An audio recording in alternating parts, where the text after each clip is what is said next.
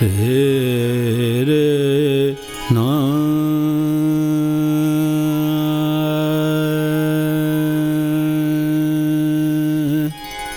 रे।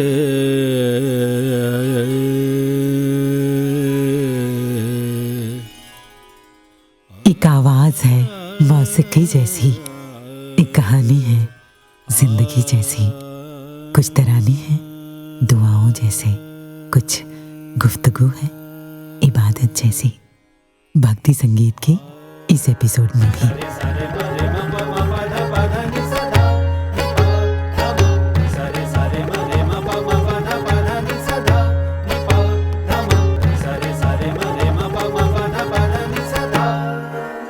भक्ति संगीत।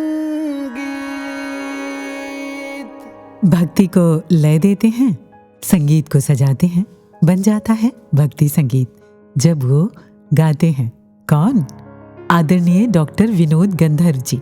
जी हाँ, आज भक्ति संगीत का ये सफ़र महक रहा है उन्हीं की आवाज़, उन्हीं की इबादत और उन्हीं के तरानों से, जिनकी हर तान, हर एक लय पर दिलों के साज भी बज जाते हैं।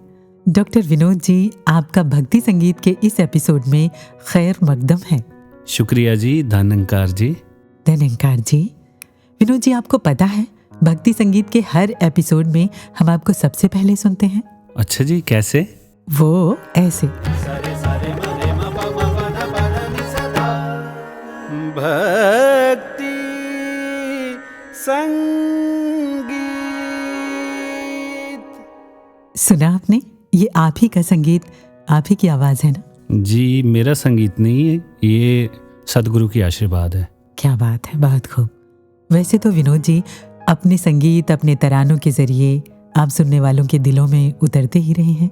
आज आप हमें इजाज़त दीजिए कि हम भक्ति संगीत के जरिए आपकी ज़िंदगी में, आपकी मौसीकी में कुछ पलों के लिए उतर जाएं। क्यों? जी, इजाज़त तो खैर ये मुझे मांगनी चाहिए, क्योंकि इसमें जो है ना, जो बातचीत होगी ना, इसमें गुस्ताखियाँ बहुत होगी। मुझे लगता है बातचीत करना की बजाय मुझे म्यूज़िक बनाना ज़्यादा सिंपल लगता है, ईजी लगता है। क्या बात है। हमारे लिए ये जानना बेहद ज़रूरी है विनोद जी कि ये आपका संगीत जो हमें इतना असर करता है, इसके पीछे आपकी मेहनत, आपकी इबादत, आपकी अक़ीदत अपने सद्गुरु निरंकार में कितनी रही होगी, क्योंकि इस मकाम का सफ़र इतना आसान तो है नहीं। तो इस सफ़र की शुरुआत कब और कहाँ से हुई? मेरा मतलब संगीत से है।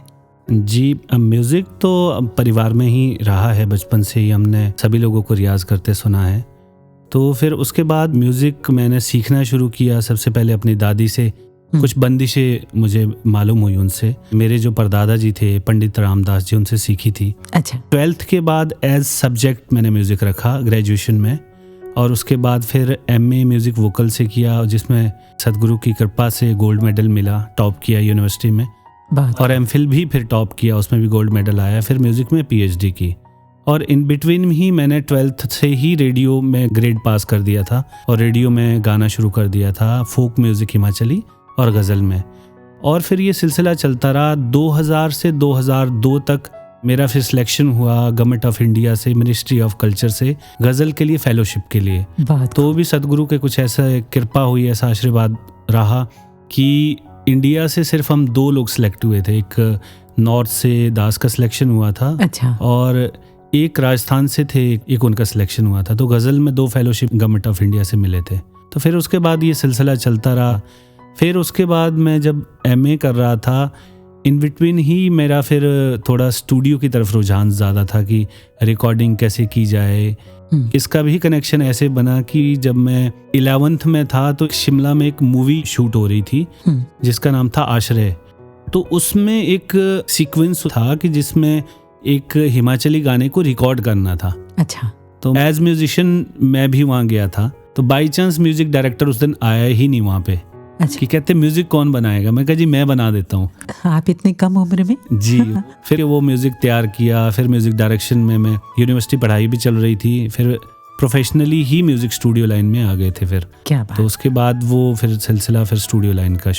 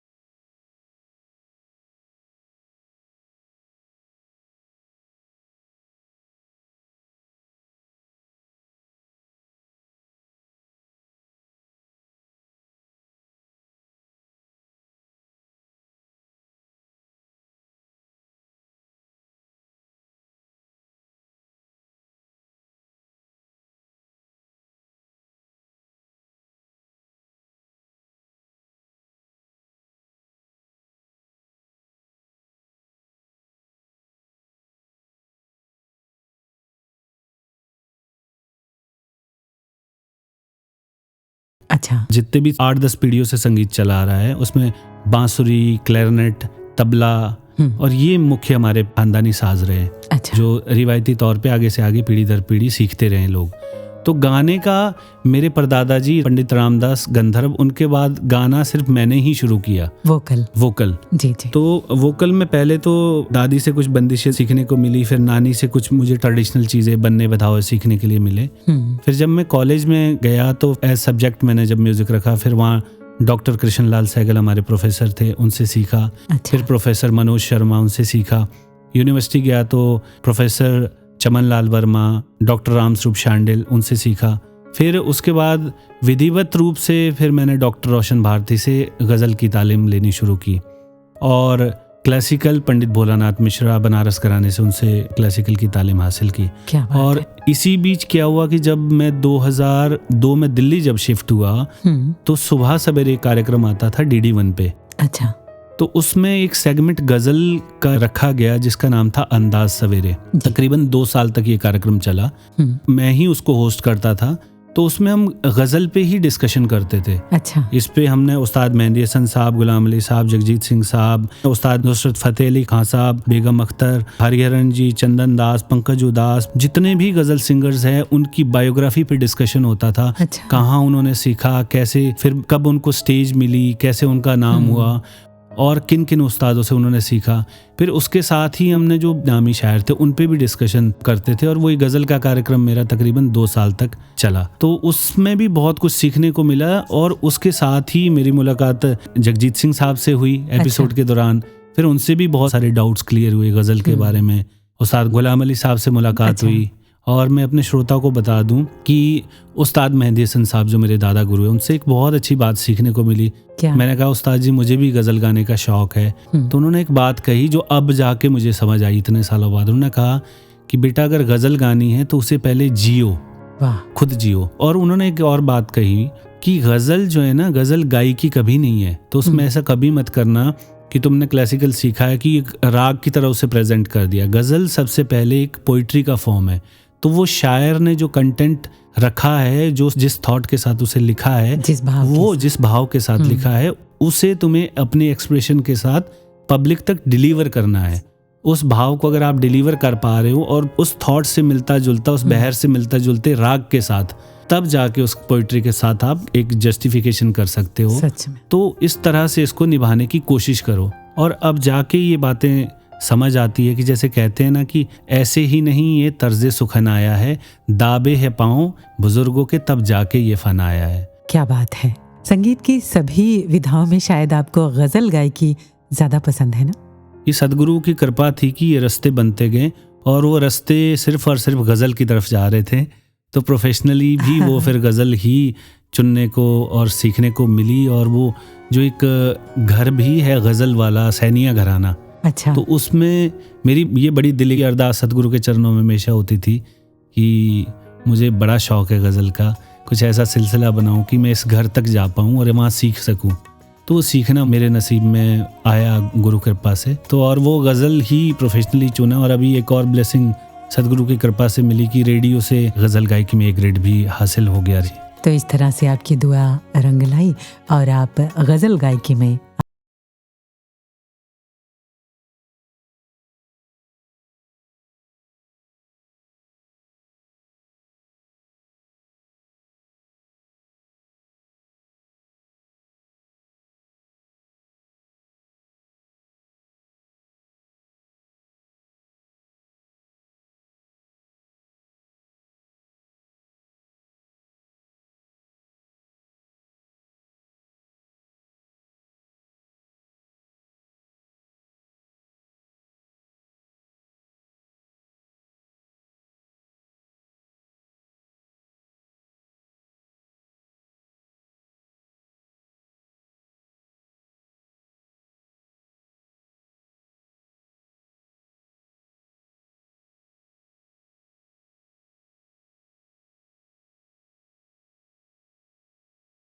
कब आई? इबादत बचपन से ही परिवार मिशन से जुड़ा है और हमने तो जब होश संभाला तो देखा घर पे ही पत्रिका हम पढ़ते थे। जी, संत निरंकारी पत्रिका है जी ना? जी जी बिल्कुल जी, पत्रिका रेगुलर आती थी, ये जो मासिक पत्रिका होती है। अच्छा। तो मम्मी पापा दोनों ज्ञानवान, दादाजी सेवा दल के संचालक रहे नजीबाबाद से, अच्छा। तो वो सिलसिला भी घर पे ही था। और ज्ञान मुझे हुआ जब मैं 8th में था, 1992 में। मेरा जो पैतृक गांव है डिस्ट्रिक्ट शिमला में, ठियोग तहसील में धरेज। अच्छा।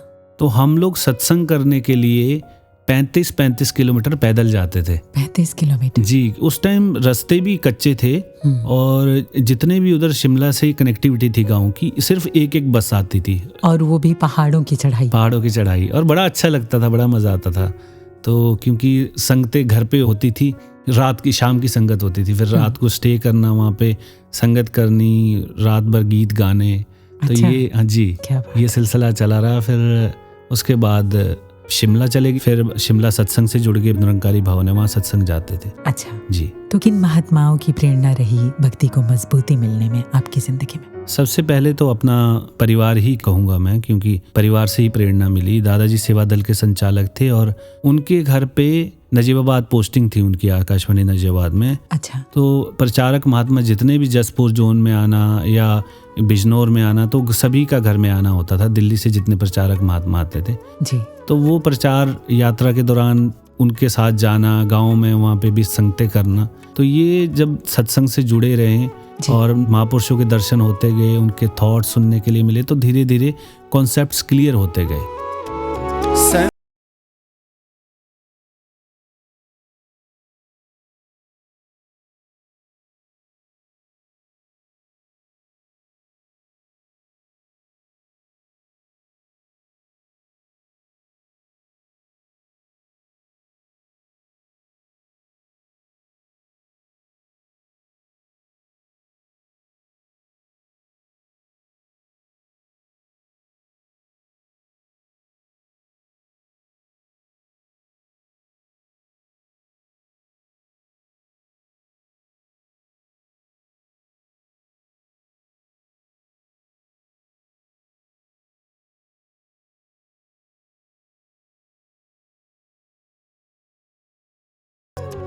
संत निरंकारी मिशन में संगीत की सेवाओं से कैसे जुड़ना हुआ आपका? 2002 के बाद तो यहाँ सत्संग में आना शुरू हो गया था, यहाँ पे जो अपनी वीकली संगत होती थी ग्राउंड नंबर 2 में। अच्छा। तो उसके बाद 2005 में फिर ये स्टूडियो की सेवा मिलनी शुरू हो गई बाबा हरदेव सिंह जी महाराज जी की कृपा से। तो फिर उस वक्त कोठी में स्टूडियो होता था, फिर बहुत सारे एल्बम उस टाइम रिकॉर्ड हुए और बड़े संगतों में पसंद भी किया उनको गीतों को। हृदय करो निवास और मगर अली जी के एल्बम थे, कुछ सुरेंद्र खान जी के थे। उस वक्त एल्बम्स बनते थे पूरे 8-8 गीतों के। जी। अभी तो खैर ये ट्रेंड खत्म हो गया, अब तो एक गीत सब रिलीज होता है। तो उस वक्त वो सीडीज वाला टाइम था। तो 2005 से इस सेवा में दास है जी। तो पहला गीत कौन सा था, आपको याद है? पहला गीत जब 1992 में जब ज्ञान हुआ, शौक वही गजल का था। तो एक महात्मा वहाँ पे हमारे घर आते थे, वो सेवा दल के इंचार्ज थे ठियोग के। तो वो अक्सर एक गजल गाया करते थे, तेरा चर्चा करे जुबान मेरी, इतनी औकात है कहाँ मेरी, जो आजकल कव्वाली रूप में। जी, जो कव्वाली रूप में अभी महफिल रूहानी में जो रिक्रिएट होके आई है। तो उस वक्त उसको गजल उस पे गाते थे, मुझे बहुत पसंद हुई थी। फिर मैंने उनसे विनती करी कि मुझे ये सिखाइए आप गजल, तो उन्होंने सिखाई। तो अब मैं आपसे गुजारिश करूंगी कि आप हमारे सुनने वालों को इस गजल की चंद पंक्तियां गाकर सुनाएं। जी।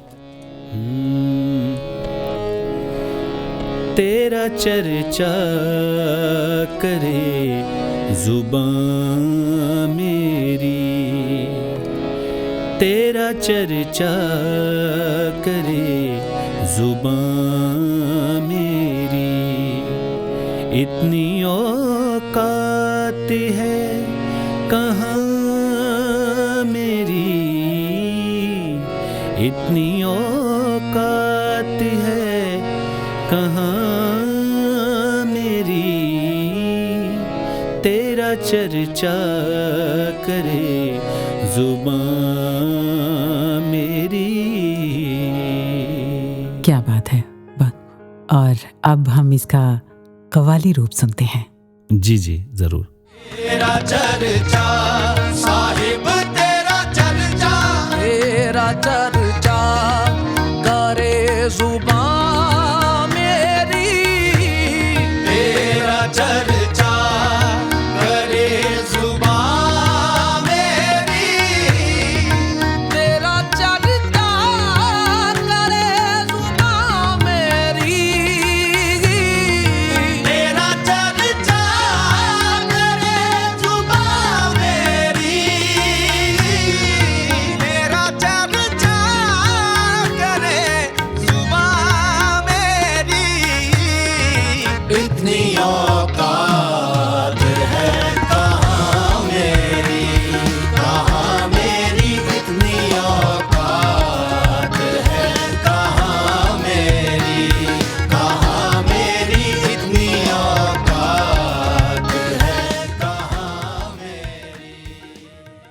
विनोद जी, जब आप संगीत की सेवाओं से जुड़े संत निरंकारी मिशन में, जी उस वक्त सदगुरु रूप में बाबा हरदेव सिंह जी महाराज सामने विराजमान हुआ करते थे। जी जी।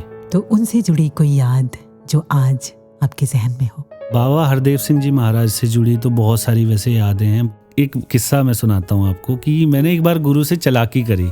अच्छा। तो वो चालाकी इस तरह से हुई कि जब राजमाता जी के भोग की संगत हुई, उसमें बाबा जी ने एक कोट पढ़ी थी कि माँ तुझे सलाम। तो जब 1 साल हुआ तो उसके बाद एक छोटी सी एक मूवी बननी थी, तो उस मूवी में ये वाली लाइन से एंड करना था उस मूवी का। अच्छा। तो मुझे आदेश आया कि इसका एक म्यूजिक बनाना है। तो मैंने क्या किया कि उस वक्त मैं काफ़ी सारे सीरियल्स का भी मैंने बैकग्राउंड म्यूजिक किया है, तो उसमें काफ़ी सारे वोकल पार्ट भी मेरे हैं, बैकग्राउंड म्यूजिक मेरे हैं। तो उस टाइम ये सेवा चल रही थी, तो मैंने एक वहाँ से नाटक का म्यूजिक उठा के अच्छा। तो उसमें वो लाइंस फिट कर दी। जबकि मुझे जब सेवा मिली थी तो मुझे वो खुद से नया कुछ क्रिएट करना चाहिए था, ये मेरी नादानी थी। अच्छा। तो बाबा जी ने आते ही पूछ लिया, अच्छा वो म्यूजिक बन गया? अच्छा। मैं कहा हाँ जी। तो म्यूजिक बन गया और बाबा जी स्टूडियो आ गए, वो म्यूजिक प्ले हुआ, बाबा जी चुप हो गए। अच्छा। तो फिर थोड़ी देर बाद कहते ये ना कुछ ऐसे लग रहा है कि कोई चीज ना कंटिन्यूअस चल रही है, कोई सीरीज चल रही है। हाँ, अंतर्यामी होते हैं सदगुरु। मैं अरदासे कर रहा, मैं कहा बाबा जी गुस्ताखी होगी गुस्ताखी। तो उसके अलावा कहते कुछ ऐसा हो कि इसमें सारंगी बज जाए। अच्छा। अब ये बात 10:30 के करीब की बात है, अब रात को सारंगी वाला कहाँ से आएगा? लेकिन जो गुरु के आदेश होते हैं जी, वो जब कह दिया तो सारंगी तो बजनी थी। बिल्कुल। अब उसके बाद बैठे यहाँ अरविंद जी भी थे साथ में। अरविंद जी कहते बाबा जी का आदेश आया तो म्यूजिक बन जाएगा, सारंगी बज जाएगी। उसके बाद हमने 3-4 सारंगी वालों को कांटेक्ट किया रात में ही। रात को कोई फोन ना उठाए, जो पिक कर रहा है वो बोल रहा है कि मेरा कल फ्लाइट है, मैं प्रोग्राम से जा रहा हूँ, कैसे सारंगी बजेगी? फिर 11-12 बजे तक हम लोग कोशिश करते रहे कि कुछ बने, नहीं बना कुछ भी। तो फिर मैं अपने घर के लिए निकल गया। घर पे भी मेरा एक रिकॉर्डिंग स्टूडियो है जी। घर में फिर कोशिश की बनाने की, नहीं बना। फिर बैठे बैठे नींद आ गई।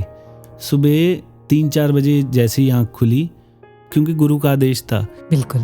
पता नहीं कहाँ से जहन में बात आई कि एक हार्ड डिस्क मेरे पास पड़ी है, उसमें एक लाइब्रेरी है, जरा चेक करता हूँ कुछ मिल जाए। आंखों में नींद है, फाइल अपना सेटअप ऑन किया, हार्ड डिस्क लगाई, पहली फाइल सारंगी की निकली। वाह। तो उसी सारंगी पे वो फिर वो लाइंस मैंने गाई। मेरे ख्याल से वो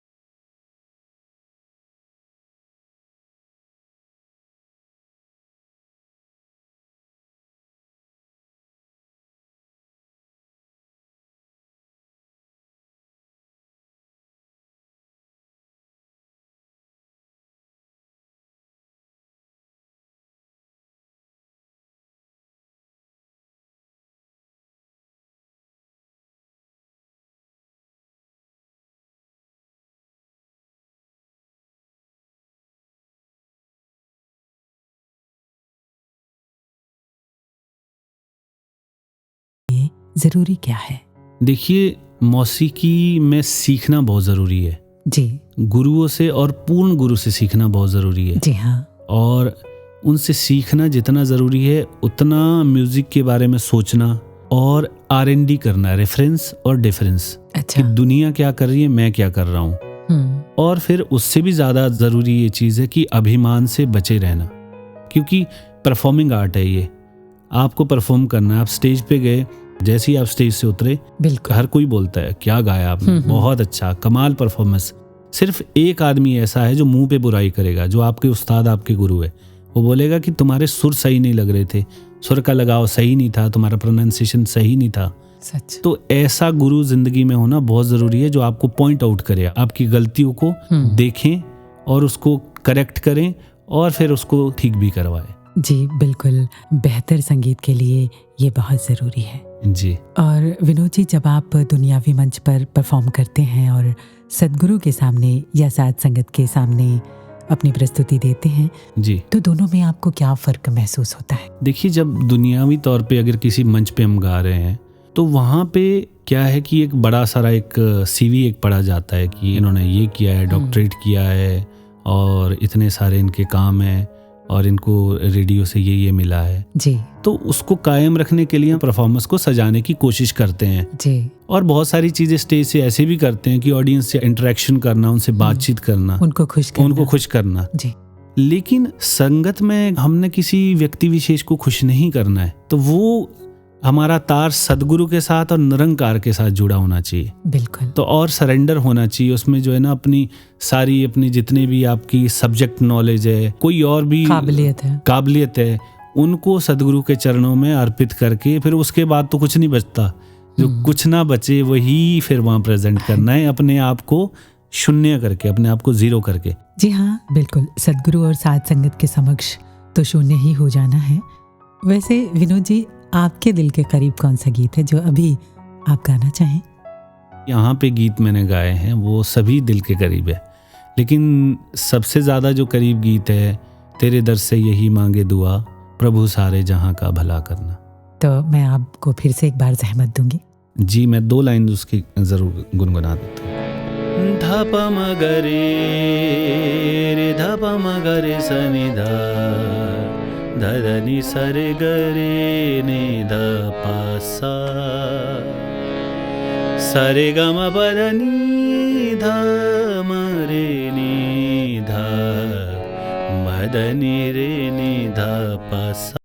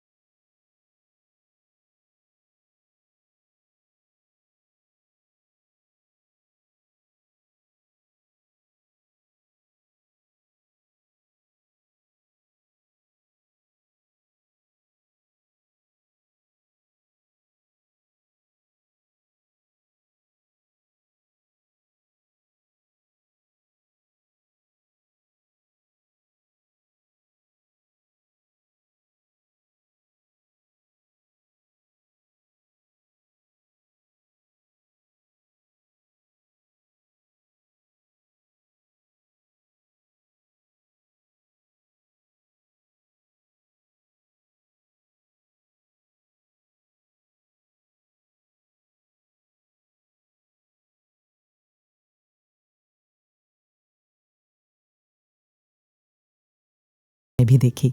तो महफिल रूहानियत की शुरुआत कब हुई?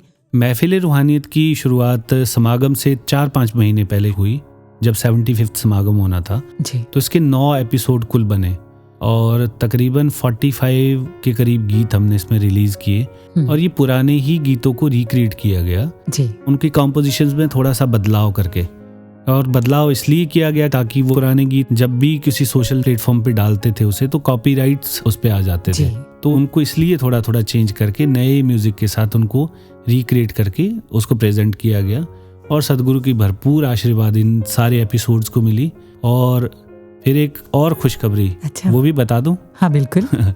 एक और खुशखबरी ये है पूरी साथ संगत के लिए, सदगुरु की कृपा से, सदगुरु के आशीर्वाद से एक बार फिर महफिल रूहानियत का सीजन 2 आने वाला है और जल्दी अभी 10-15 दिन में पहला एपिसोड आप सभी के सामने आ जाएगा। वाह क्या बात है। तो विनोद जी, अगर मैं आपसे कहूँ कि पिछले महफिल रूहानियत से आप कोई गीत सुनना चाहेंगे तो वो कौन सा गीत होगा?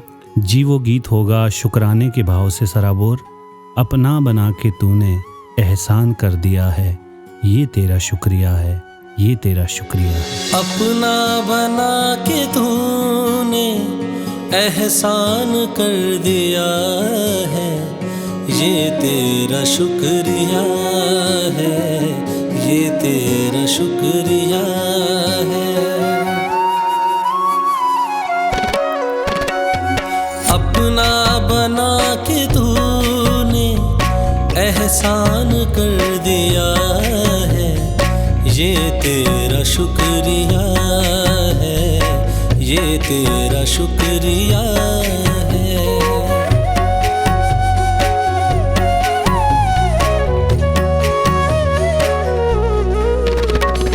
अपना बना के तूने एहसान कर दिया है, ये तेरा शुक्रिया है, ये तेरा शुक्रिया है।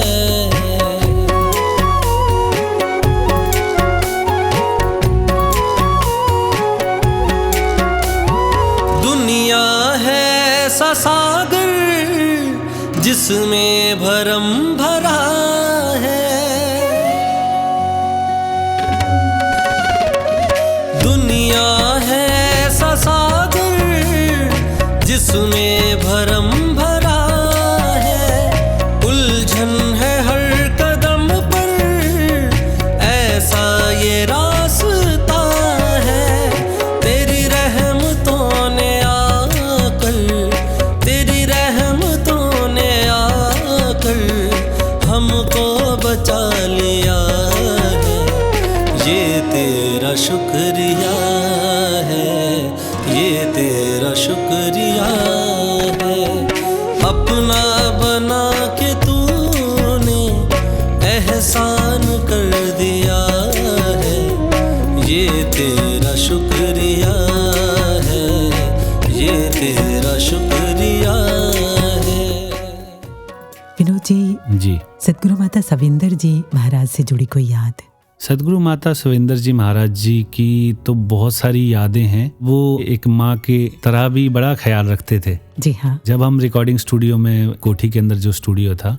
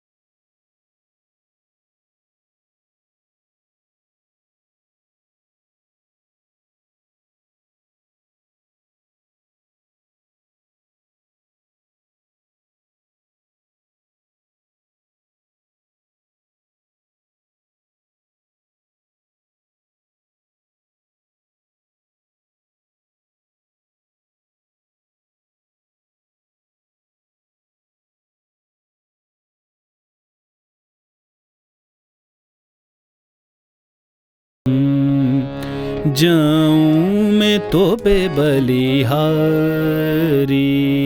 जाऊं मैं तो बेबलिहारी, तू ही मेरो मन हर लीनो, तू ही मेरो मन हर लीनो, जाऊं मैं तो बेबलिहारी, जाऊं मैं तो बेबलिहारी, तू ही मेरो मन हर लीनो, तू ही मेरो मन हर लीनो, जाऊं मैं तो बेबलिहारी। वाह, क्या बात है विनोद जी। आज सदगुरु माता सुदीक्षा जी महाराज निरंकारी राज पिताजी की रहमतें खूब बरस रही हैं आप पे, हम देख रहे हैं। तो न भी हमने ये भी देखा कि बार्सिलोना समागम में भी आपने बहुत अच्छा संगीत दिया, उसके बारे में कुछ बताइए। ये तो बात सुन के ही मैं गदगद हो गया कि आप पे रहमतें बरस रही है और हाँ। बरस भी रही है। बिल्कुल, कोई शक नहीं जी। तो अभी बार्सिलोना समागम हुआ। जी हाँ। अगर म्यूजिकली देखा जाए दुनियावी तौर पे, मैं तो एक क्लासिकल सीखा हुआ इंसान हूँ, तो उसमें क्या था कि एक NES होना है और बार्सिलोना में होना है, वहाँ के म्यूजिक कैसा हो। अच्छा।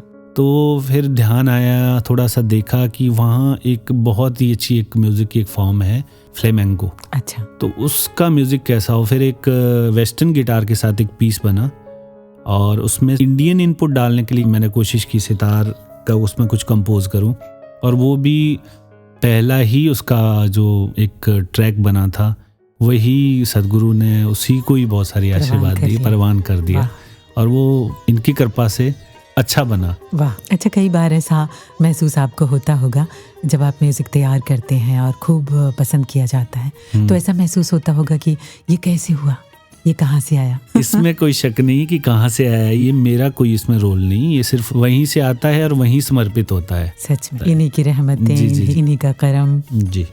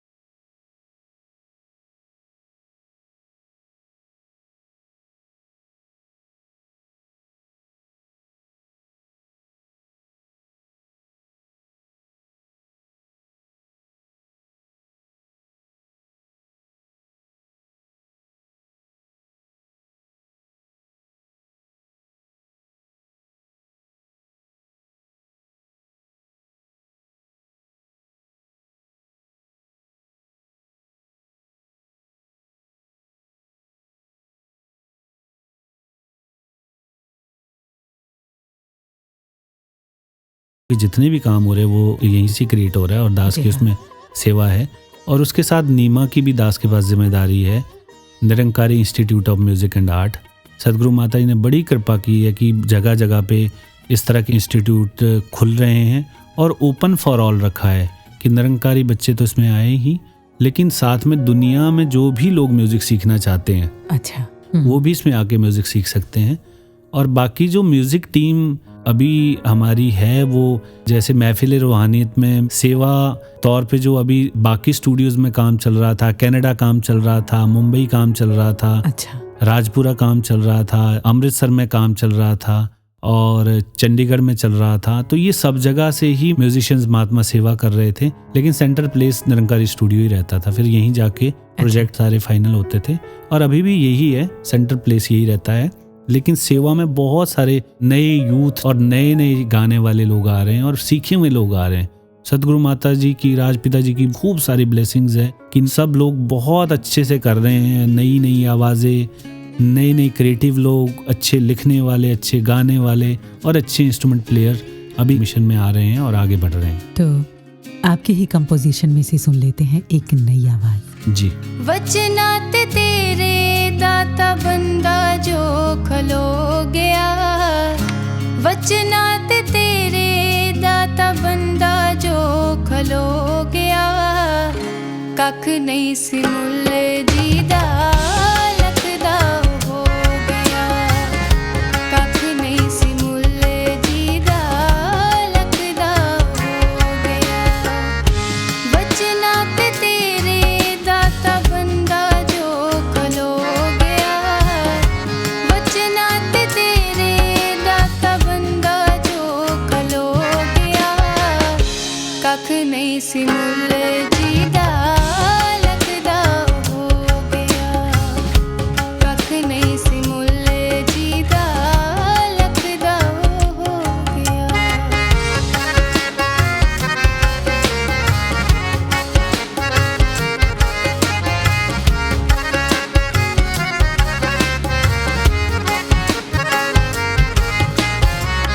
जीनू एक आस तेरी और कोई आस ना, जीनू एक आस तेरी और कोई आस ना, दुख कोई दुनिया दा आवे ओदे पास ना, दुख कोई दुनिया दा आवे ओदे पास ना, छड़ चतुराया सिर चरना च हो गया, छड़ चतुराया सिर चरना च हो गया, कख नहीं सी मुल जीदा लखदा हो गया, कख नहीं सी मुल जीदा लखदा हो गया। तो जो नए हमारे युवा संगीत से जुड़े हुए हैं, आप उनको क्या प्रेरणा देना चाहेंगे? संगीत से जितने भी हमारे युवा जुड़े हैं, प्रेरणा तो दास नहीं दे सकता उनको, उनसे अरदास कर सकता, उनसे विनती कर सकता है कि आप म्यूज़िक को ज़रूर सीखें। म्यूज़िक, चाहे आप जिस भी विधा को म्यूज़िक में चुनते हैं, चाहे कोई इंस्ट्रूमेंटल म्यूज़िक है या क्लासिकल म्यूज़िक है या कोई और कोई विधा है या डांस की कोई फॉर्म है, लेकिन गुरु के पास जाके ज़रूर सीखें और अभिमान से बचे रहे। जी, आपने सदगुरु बाबा हरदेव सिंह जी महाराज से खूब रहमतें ली, माता सविंदर जी से भी खूब रहमतें ली, आज सदगुरु माता सुदीक्षा जी महाराज की रहमतें आप पे बरस रही हैं। आपके लिए भक्ति क्या है? भक्ति को डिफाइन करना मेरे लिए मुश्किल है, लेकिन जितना समझ में आता है कि संपूर्ण समर्पण ही भक्ति है। सचमुच। विनोद जी, अभी परिवार में किसी की रुचि है संगीत में? अभी तो परिवार में बच्चे दोनों म्यूजिक में, और महफिल रूहानियत या जितने भी यहाँ से प्रोडक्शन होती है उसमें बैकिंग वोकल में एक नाम होता है स्रिट्स वॉक्स करके जी, तो उसको सेवा देते कि जो भी ट्रैक्स होते हैं उसको थोड़ा बैकग्राउंड वोकल से सजा दिया करे उसको। अच्छा, तो वो सेवा करती हैं। बहुत खूब, बहुत खूब। और बाकी बेटा ताल योगी पंडित सुरेश तलवलकर जी से तबला सीख रहा है। वाह। उनको भी दातार ऐसी सिफत बख्शे, ऐसा आशीर्वाद दें कि वो सेवा से लगे रहें, जुड़े रहें जरूर, और संगीत के अभिमान से बचे रहें। निरंकार सदगुरु कृपा करे ऐसा ही हो। जी विनोद जी, आज इस मकाम पर पहुंचकर आप सदगुरु माता सुदीक्षा जी महाराज से क्या गुजारिश करना चाहेंगे? गुजारिश तो नहीं, अरदास कर सकते हैं सदगुरु माता जी के चरणों में, राजपिता जी के चरणों में कि ये सेवा मिलती रहे और जीवन की आखिरी सांस तक आपके चरणों से जुड़े रहे। निरंकार सदगुरु कृपा करें, आपकी भक्ति, आपका संगीत और ऊंचाइयां पाता चला जाए। आपने अपना अनमोल समय निकाला, भक्ति संगीत से जुड़े और हमारे सुनने वालों से अपनी ज़िंदगी की, भक्ति की, संगीत की इतनी प्यारी प्यारी, इतनी अनमोल बातें साझा की आपने। आपका बहुत बहुत शुक्रिया। आपका भी बहुत बहुत शुक्रिया और सुनने वाले सभी श्रोताओं का बहुत बहुत शुक्रिया।